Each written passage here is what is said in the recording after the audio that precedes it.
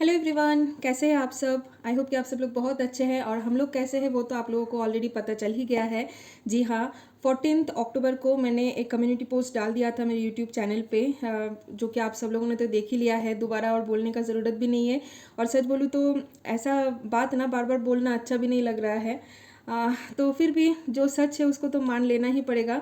तो सच यही है कि मेरे ससुर जी, मेरे फादर इन लॉ, जिसको मैं पापा बोलती थी, वो अभी और इस दुनिया में नहीं रहे। उनको कुछ बीमारी हुई थी, कुछ तकलीफ हो रहा था, जिस वजह से उन्होंने इस दुनिया को हमेशा हमेशा के लिए बाय बाय कह के ऐसे एक दुनिया में चले गए हैं जहाँ से वो और कभी भी वापस नहीं आ पाएंगे। इतने दिन से काफ़ी सारे लोगों ने काफ़ी बार मुझे वीडियो के कमेंट बॉक्स में या तो फिर इंस्टाग्राम फेसबुक में बहुत सारे क्वेश्चंस किए हैं कि पापा को एक्चुअली क्या ऐसा बीमारी हो गई है जिस वजह से पापा इतने दिन से हॉस्पिटलाइज थे। पापा लगभग 1.5 महीने से हॉस्पिटलाइज थे। ऐसा क्या हुआ है कि दादा भाई और सौरभ दोनों मिलके हॉस्पिटल में स्टे करके पापा का ट्रीटमेंट करवा रहे हैं। ऐसा क्या बीमारी है कि हर 3 महीने में उन लोगों को बैंगलोर आके ट्रीटमेंट करवाना पड़ता था, फॉलोअप चेकअप, जो कुछ भी आप बोलना चाहते हो। तो उन सारी चीज़ों का रिप्लाई में उस टाइम पे मैं आप लोगों को नहीं दे पाती थी। एक्चुअली मैं देना नहीं चाहती थी, सच बोलूँ तो। लेकिन हर एक क्वेश्चन का आंसर मेरे पास है, जो कि उस टाइम पे मैं इग्नोर करना चाह रही थी। मैंने सोचा कि क्यों ना, जब हालत सही हो जाएगा, पापा एकदम से क्योर हो जाएंगे, उस टाइम पे पापा को ही सामने बिठा के मैं आप लोगों से सब कुछ शेयर करूंगी कि एक्चुअली हमारे साथ क्या क्या चल रहा था। तो उस टाइम पे आप लोगों के सारे क्वेश्चंस मैंने अनदेखा कर दिया जानबूझ के ही, कि बाद में बताएंगे। उस टाइम पे मैं आप लोगों को एक्सप्लेन करना ज़रूरी नहीं समझ रही थी। लेकिन सच बोलूँ तो मैं जिस सिचुएशन के लिए वेट कर रही थी कि सिचुएशन एक बार सब कुछ ठीक हो जाएगा, फिर मैं आप लोगों से सब कुछ शेयर करूंगी, वो सिचुएशन ठीक ना होके और ज़्यादा बिगड़ जाएगा और एक ऐसा फेज में हम लोगों को बैठ के ये चीज़ डिस्कस करना पड़ेगा। ये चीज़ मैं सच बोल रही हूँ कि मैं कभी भी नहीं सोची थी, लेकिन जो सच है वो तो है ही, उसको तो मानना ही पड़ेगा। Reality is reality. सो आज मैं आप लोगों के सारे सवालों का सब कुछ जवाब दूंगी। तो ये बैकग्राउंड देख के तो आप लोगों को पता चल ही गया है कि ये मेरा बैंगलोर का घर है नहीं। जो लोग मेरे रेगुलर व्यूअर हैं उन लोगों को बहुत ही अच्छे से पता चल गया है कि ये मेरे ससुराल है। जी हाँ, ये मेरे ससुराल है, ये मेरा बेडरूम है। तो मैं अपने बेडरूम में बैठ के ही ये ब्लॉग अभी बना रही हूँ इतने दिन बाद। तो पापा का तो डेथ हुआ है 13 अक्टूबर दोपहर के 2:39 बजे, और 14 अक्टूबर को सुबह 5 बजे के फ्लाइट पकड़ के हम लोग आ गए थे वेस्ट बंगाल। हाँ, साथ में पापा का डेड बॉडी लेके ही हम लोग आ गए थे फ्लाइट में। तो डेड बॉडी लाने का जो भी प्रोसीजर सब कुछ है वो तो काफ़ी सारे लोगों को पता भी है।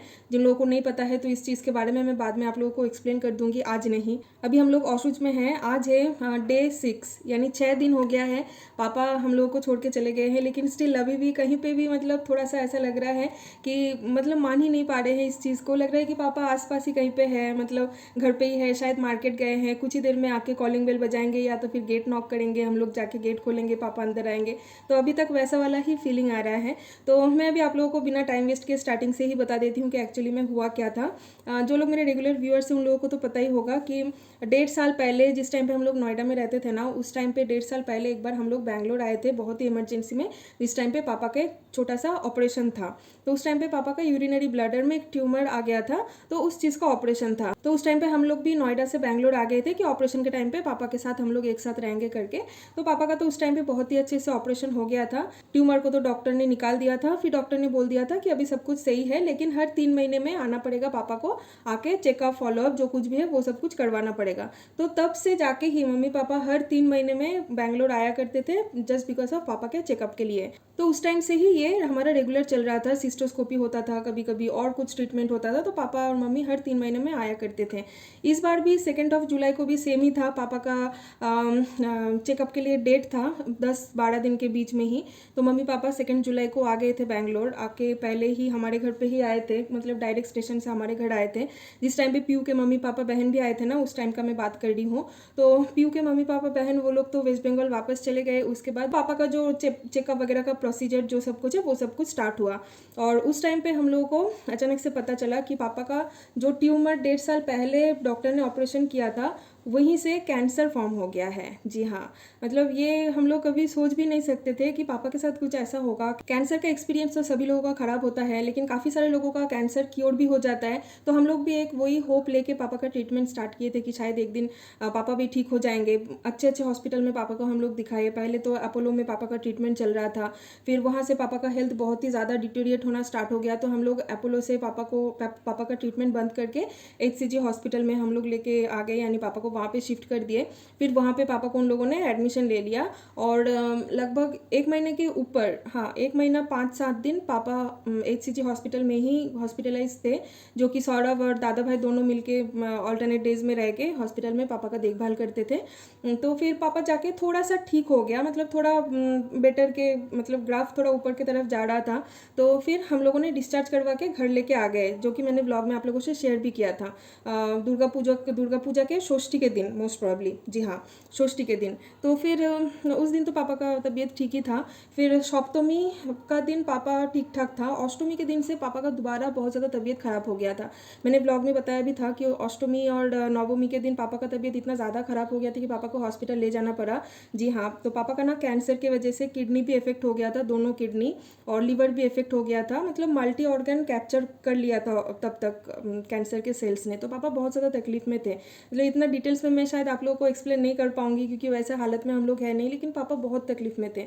तो डायलिसिस चल रहा था, साथ में कुछ ब्लड इन्फेक्शन भी हो गया था। तो बहुत सारी चीज़ें पापा का एक साथ चल रहा था उस टाइम पे, बहुत सारे ट्रीटमेंट।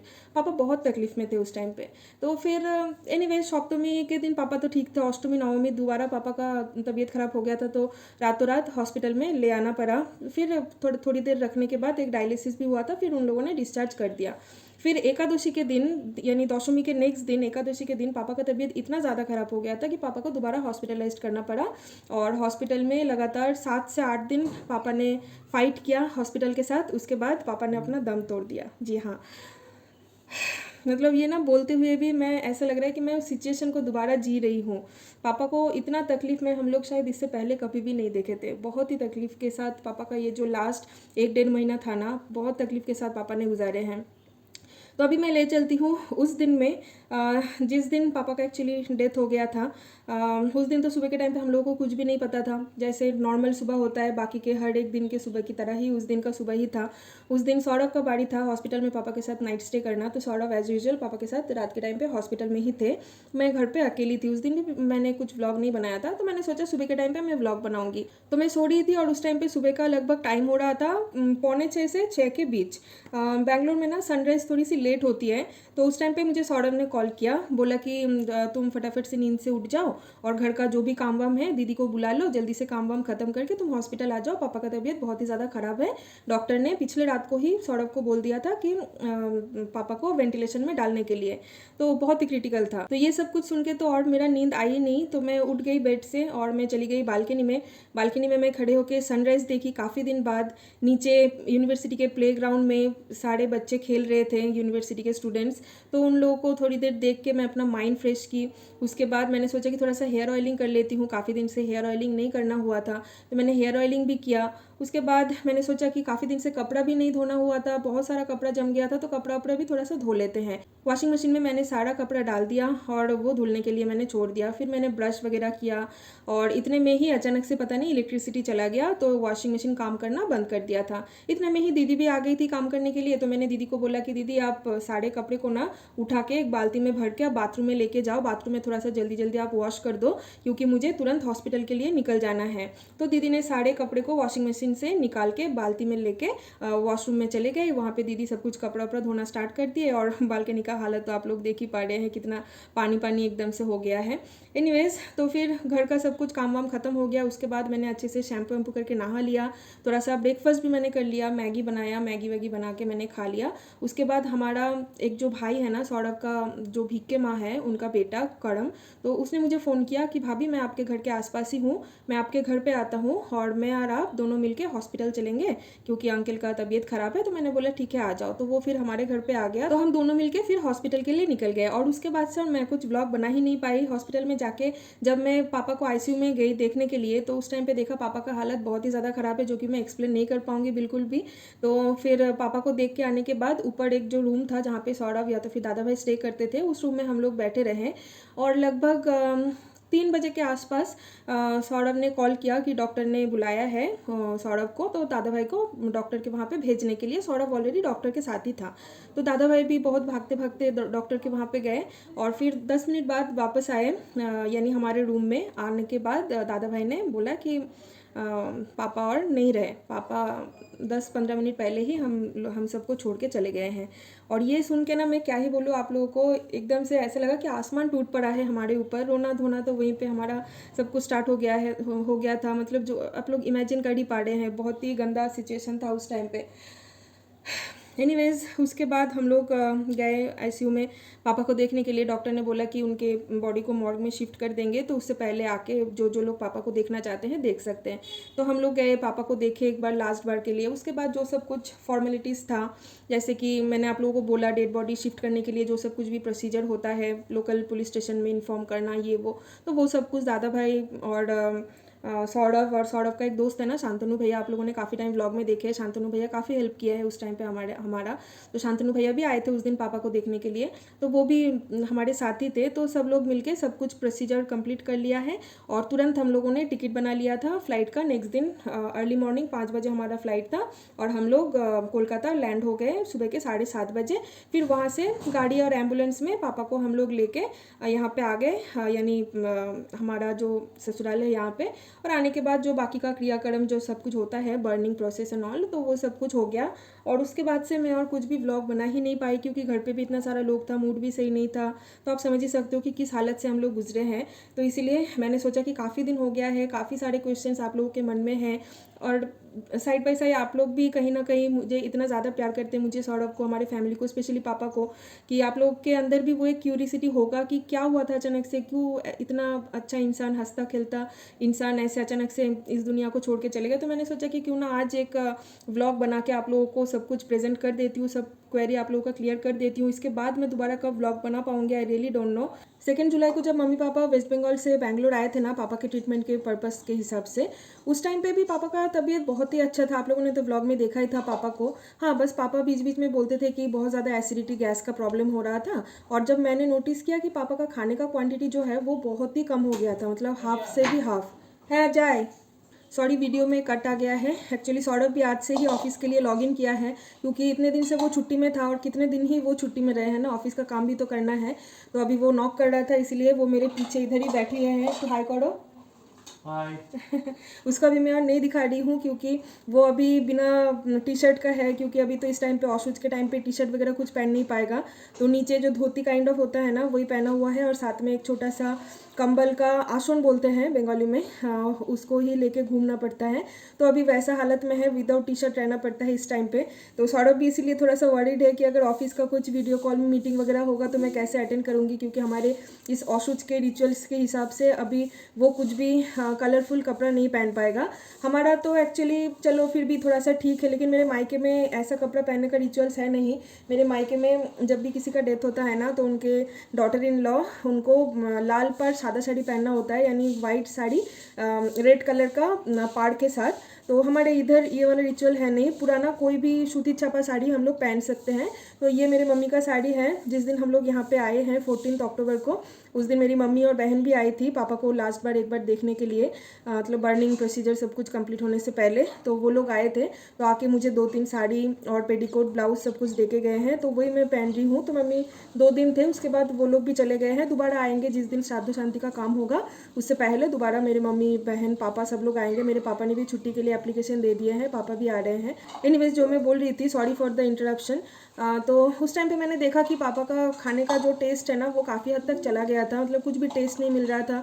नमक मिर्ची ज़्यादा करके लेके पापा खाने के साथ खाना स्टार्ट किए थे। क्वांटिटी एकदम से कम हो गया। पापा अगर इतना चावल खाते थे ना, तो वो कम होके इतना हो गया था। मटन, फिश, एग, कुछ भी पापा को कुछ भी टेस्ट नहीं मिल रहा था। और कुछ भी खा रहे थे तो पापा को बहुत ज़्यादा फुल फील हो रहा था। तो मैंने सोचा कि शायद एसिडिटी, गैस के लिए ही प्रॉब्लम होगा। उसके कुछ दिन बाद पापा और मम्मी हमारे घर से दादा भाई के घर चले गए। उसके बाद से ही हम लोग अचानक से सुन रहे हैं कि इतना ज़्यादा वॉमिटिंग होना पापा का स्टार्ट हो गया कि पापा ने खाना पीना टोटली बंद कर दिया है। और ट्रस्ट मी, बिना खाने पीने का ना पापा ने 3 महीने तक सर्वाइव किया है। मतलब he was a real fighter, सच में मैं बोलना चाहूँगी।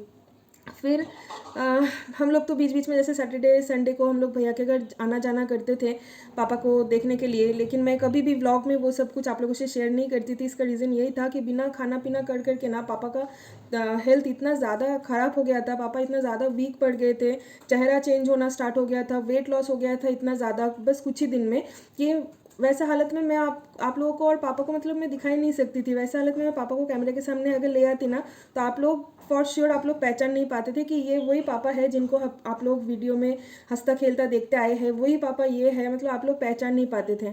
इसलिए मैंने कभी दिखाया भी नहीं था कि इतना ज़्यादा पापा का हेल्थ ख़राब होना स्टार्ट हो गया था। उसके बाद तो धीरे धीरे पापा ने पूरा बंद कर दिया खाना पीना। तो पापा का एक छोटा सा सर्जरी भी हो गया था, क्योंकि कैंसर की वजह से ना पापा का फूड पाइप भी टोटली ब्लॉक हो गया था।